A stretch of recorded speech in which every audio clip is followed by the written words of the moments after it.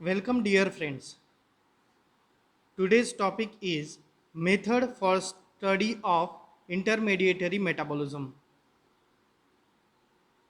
Myself Vivek Suresh Jide, Head and Assistant Professor, Department of Biochemistry, Arts and Science College Pulgaon.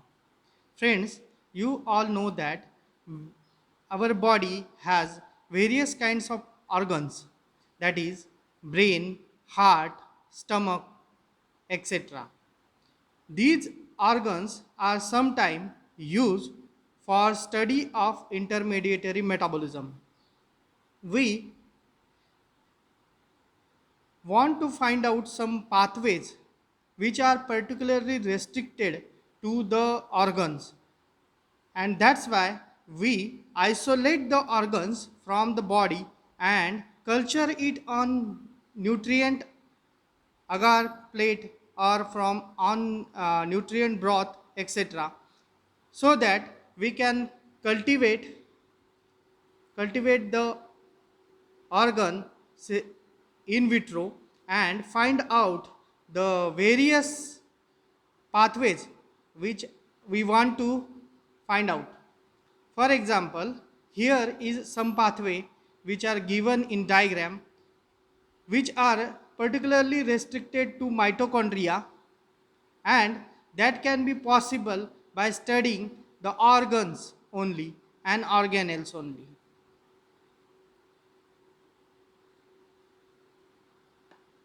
The second mode of study is study with excise organ. What is excise organ? You all know that our body is made up with various kinds of organs, and that organ can be separated. Such type of organ is called as excise organ, and they can cultivated on nutrient. For example, here is the brain cells or organ which can grow on the culture plate. Lungs can be grown on the culture plate, as well as liver can grow on the culture plate, as well as pancreas can grow on the culture plate. So depending upon the study, we take the organ which then nourish and culture on culture agar. Particular organ of the body is responsible for biochemical processes. Such isolated excise, that means particularly developed organs in the living system, such as liver, kidney, heart, etc., are taken into the study, and that's why such studies are known as studies with excise organ.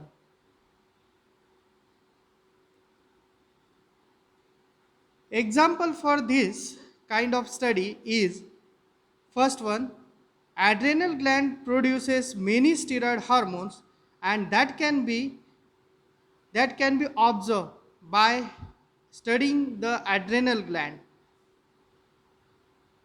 Next study is alanine. When given to the liver, it performs deamination of alanine and forms pyruvate. This study is also on the excise organs. Suppose here is an example, adrenal gland. You all know that adrenal glands are present on kidney, and these adrenal glands are responsible for production of various kinds of hormones. But how we come to know that these adrenal glands are responsible for various kinds of production of steroid hormones? We isolate the adrenal gland from kidneys and culture it on the medium. When we culture it on the medium, we found that adrenal cortex, that is the upper part of the adrenal gland, will produce cortisol, aldosterone, corticosterone, aldosterone, etc. And the inner part of the adrenal gland, which produce dopamine, adrenaline, and noradrenaline. This kind of study will only perform if we isolate the gland from kidneys, and such kind of studies are known as the excise organ studies.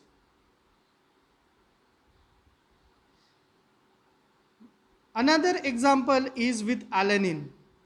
Alanine, when given to the liver, the deamination of alanine will occur to form pyruvate. How? Let's see.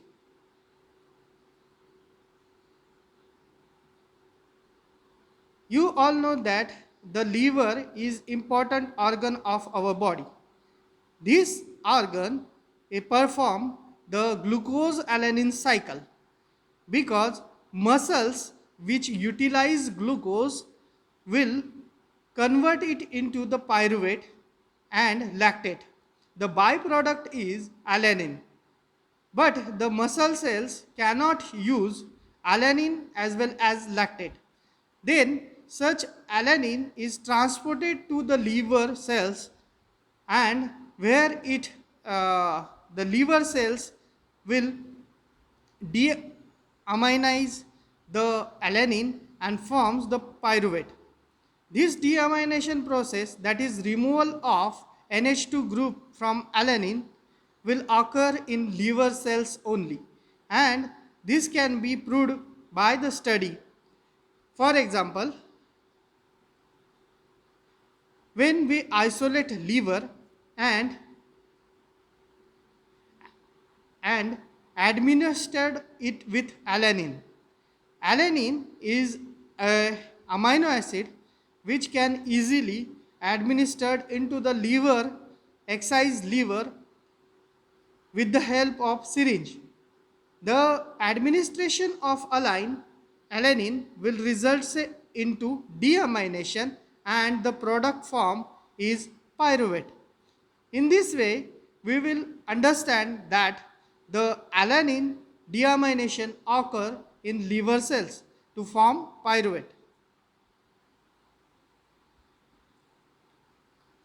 Next study is study with tissue slices. You all know the potato slices. Same kind of slices is taken with the help of instrument known as microtome. This is a simple and convenient way to study the intermediary metabolism. Introduced by O. Warburg in 1920. O. Warburg determined manometrically the rate of O2 consumption and CO2 production, that is the respiratory quotient, and for that study he used tissue slices. Microtome is an apparatus which is used to form the tissue slices. In this diagram, you will find a microtome here.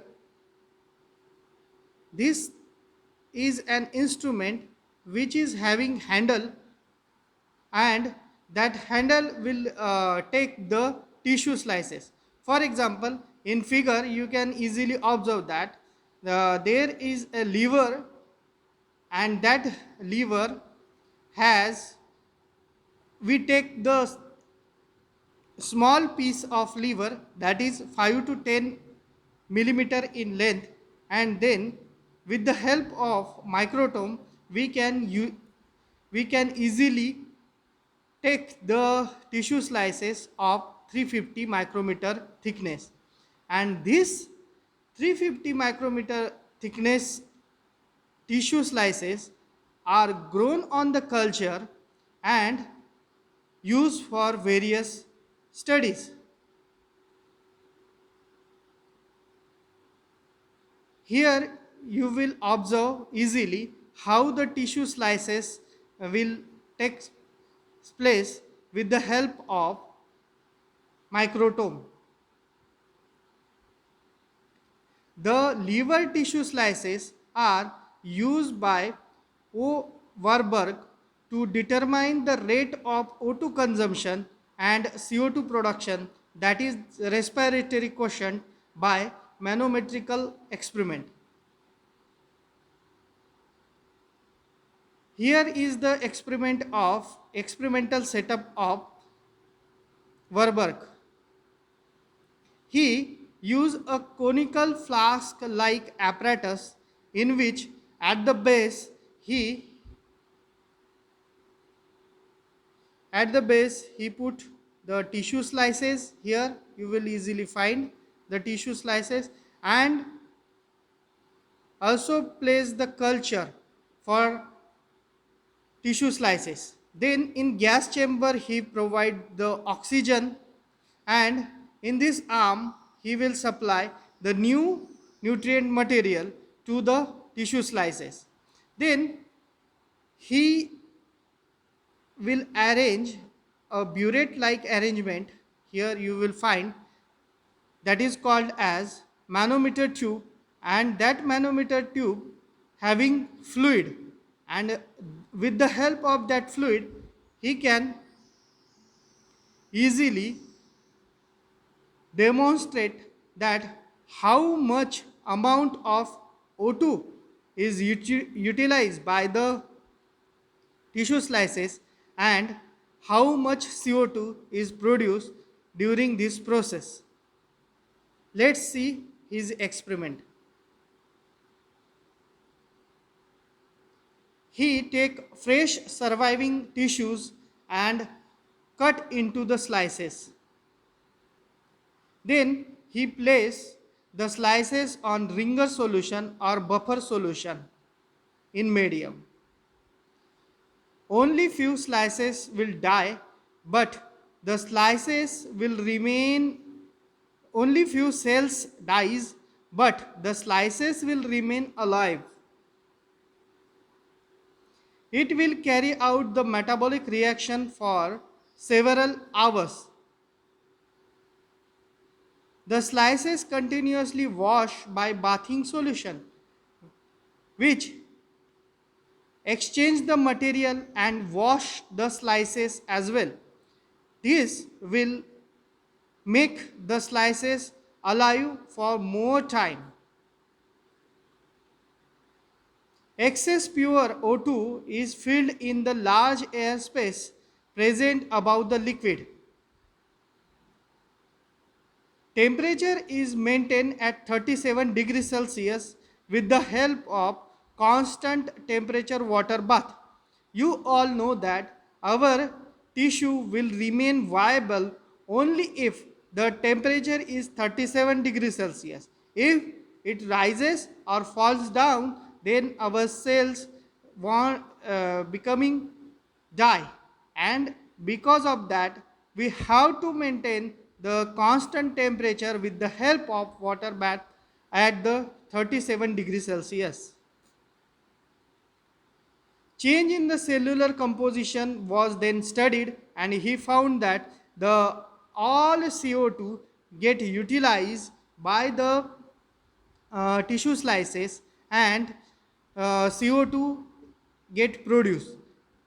With the help of manometer tube, he will calculate how much the rate of utilization of O2 and how much the rate of production of CO2.